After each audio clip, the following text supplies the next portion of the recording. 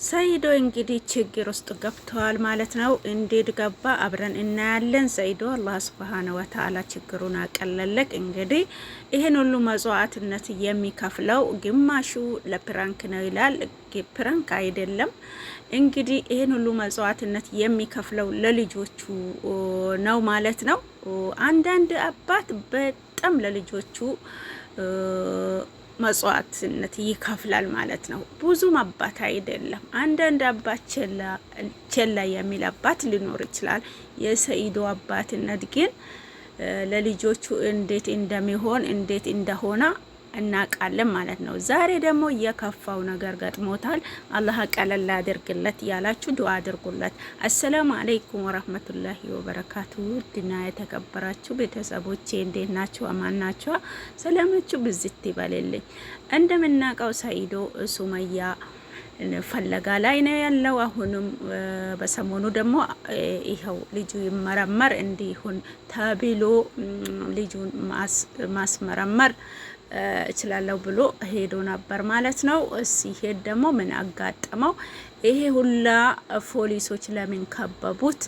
አብረን እናያለን ማለት ነው። ፖሊሶቹ ለምንድን ነው የሚከቡት? ሀዋን እንግዲህ ማናት የምትባለዋ እሷ ናት ማለት ነው። ከሱመያና ከሱ እንደማይታረቁ የምታረገው ማለት ነው። እውነት ለመናገር እንደዚህ አይነት ሰው ከተገኘ እንደው እኝክ ካርጎ በጥርስ መጥፋት ነው እንጂ ሰውን ለመታረቅ ማይፈልግ ሰው ለሰው ነገር ሳይተኛ የሚያድርሰው ለሱ አላህ ቀልብ ስጠው እላለሁ።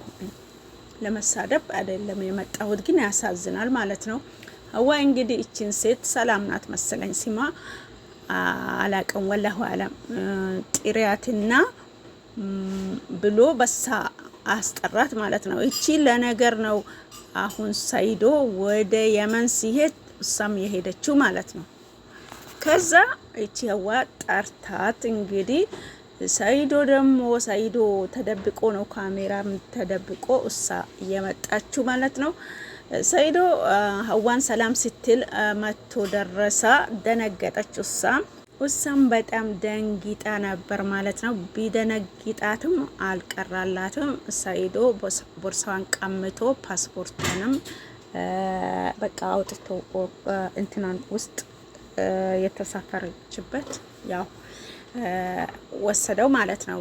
ከቦርሳ ውስጥ አውጥቶ እንግዲህ እሳ አምጣ ብላ ግርግር ፈጠረች። በዛው ላይ ይኸው ይሄን ሁሉ ፖሊስ አመጣች ማለት ነው። እንግዲህ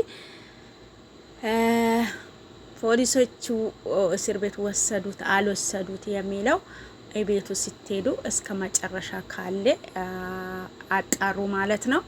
እንግዲህ አንዳንድ ሰው እንደውም ለሰው ሰላም ማይሰሰው ብዙ ሰው ሊኖር ይችላል ማለት ነው። ለሰው ሰላም ከማይሰጥ ሰዎች ጋር አላህ Subhanahu Wa Ta'ala ይጠብቀን ይጠብቃችሁ። ወላሂ ከባድ ነው ማለት ነው። አሁንስ የሰይዶ ነገር በጣም አሳሳቢ ሆኗል ማለት ነው። እኔ አሁን በሰይዶ መፈረጥኩበት ነገር ሀዋም እዛ ጋር ያለች ይሄንን መቀበል ትችል ነበር። ሀዋን ባትገፈትራትም ሂጂ እኛ ጉዳይ አለን ባትልም በቃ በሀዋ አስጠራሃት። እንግዲህ ካስጠራሃት በኋላ ለጠራሃት ነገር በስነ ስርዓት መጠየቅ ነበረብህ። ግርግር የሰው ሀገር ነው እኮ እኛ የሰው ሀገር ከወጣን በኋላ የት እንዳለን ጠንቅቀን ማወቅ መቻል አለብን ማለት ነው።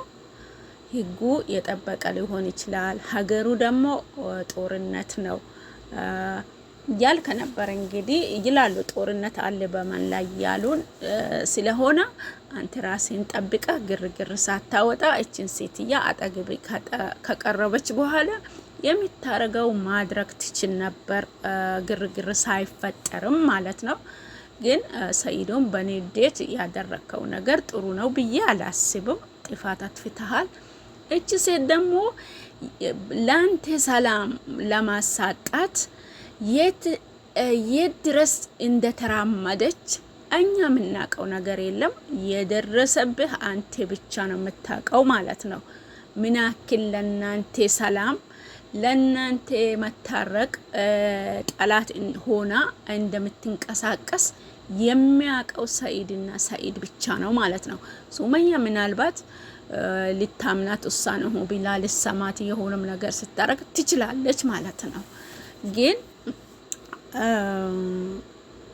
ሰኢዶ ግን እችን ሴት እንዴት አለ ጠላት ቢያረጋት ነው እንደዚህ ምንጭቅ አርጎ ቦርሳን ከፍቶ ፓስፖርቷንና ቪዛዋን የወሰደው? ይህን አክል በሰላም አይደለም ማለት ነው።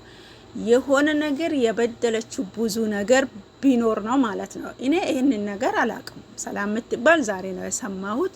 እንደውም ያደረገችውም ነገር የሚያውቀው ነገር የለም ውስጡም ማለት ነው። የሚታቁ ልጆች ልትኖሩ ትችላላችሁ፣ ንገሩኝ ማለት ነው። አዎ ንገሩኝ፣ ማወቅ ፈልጋለሁ ማለት ነው። እዛ ቪዲዮ ሰምቼም አልተረዳውም፣ ግን ሰኢዶ የመን ላይ ሲሄድ እሷም ደግሞ ተከትላ የሄደችው ለነገር ነው የተባለ ያለ ነው ማለት ነው። በሰኢዶ አነጋገር የሰማሁት ማለት ነው። ስለዚህ ሰላም የምታሳጡ ለሰው ሰላም የምታሳጡ ሰዎች ለሀይዳ ይስጣችሁ ይላለው። እንግዲህ ላይክ አድርጉ፣ ሼር አድርጉልኝ፣ ሰብስክራይብ አድርጉ። ሰው ተጣልቶ ማታረቅ የማትፈልጉ ሰዎች ማለት ነው አላህ ሱብሃነሁ ወተዓላ ሂዳያ ይስጣችሁ ይላለው። የነበረን ቆይታ ጨርሰናል ማለት ነው። ቀጣይ አዳዲስ ነገር ስንመጣ እንመጣለን ከች እንላለን ማለት ነው። ሰኢዱን አላህ አይጠብቃ ልጆችን ይሄም ይጠብቅልህ። ለሱመያም ሩህ አዛኝ ሴት አላህ ያድርግልህ እላለው። አሰላሙ አለይኩም ወራህመቱላሂ ወበረካቱ። መልካም ምሽት ብያለው ማለት ነው ኢንሻአላህ።